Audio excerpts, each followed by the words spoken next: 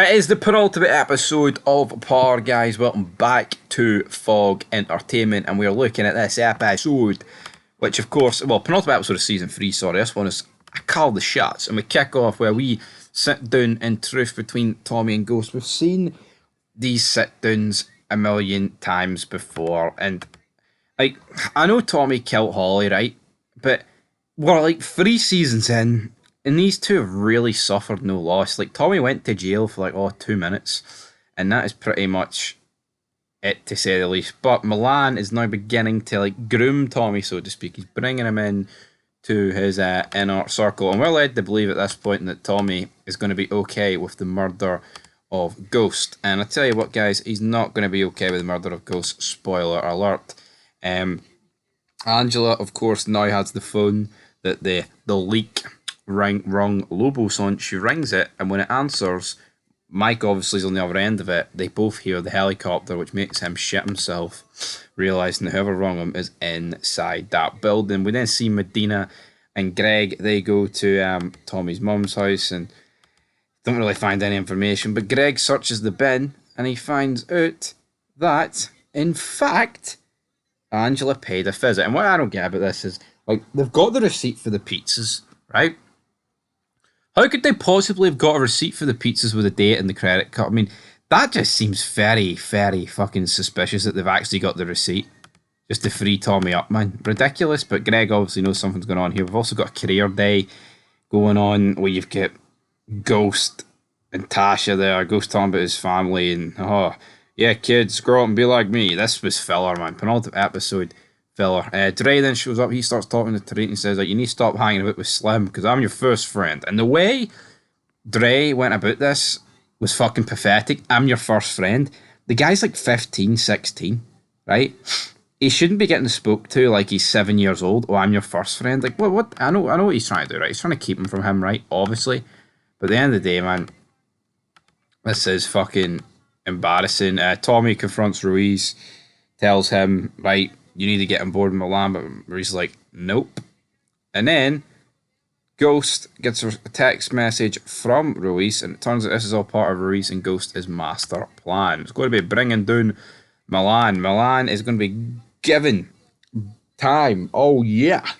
But from Ruiz, because that is the whole Greg deal now. It's not any more Lobos, but you can't mention me or Tommy's name, which Ruiz points out to Ghost, saying that's going to be incredibly hard considering Tommy can't know about this, which is absolutely correct, man. How's he not going to know about this?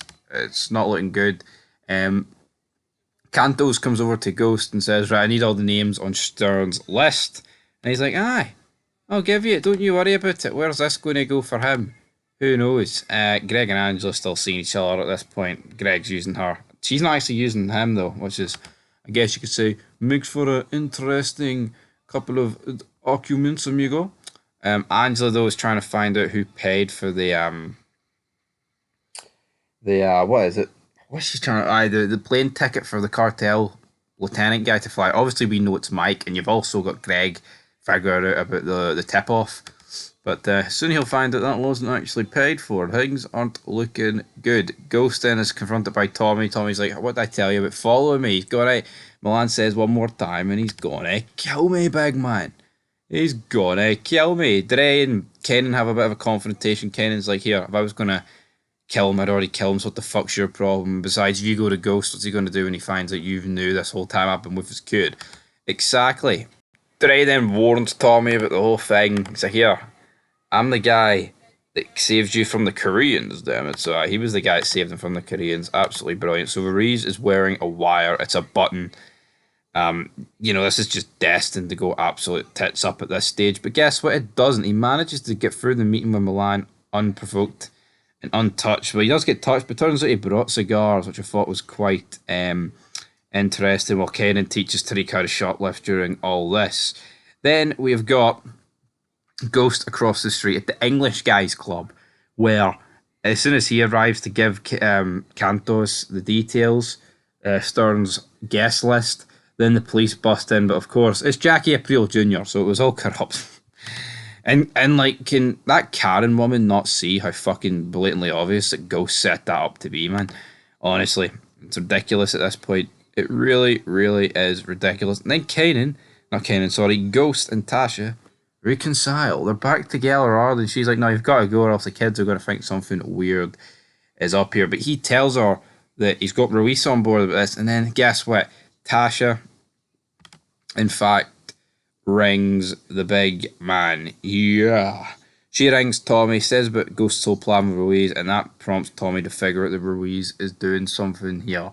To which then Tommy's like, oh, I'll give you a ride home, Ruiz. And then out of nowhere, well, not out of nowhere, you kind of realise once Tommy knew he was going to do something, he fucking kills Ruiz.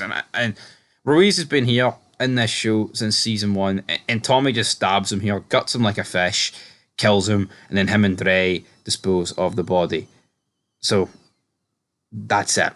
Like, is that what he deserves?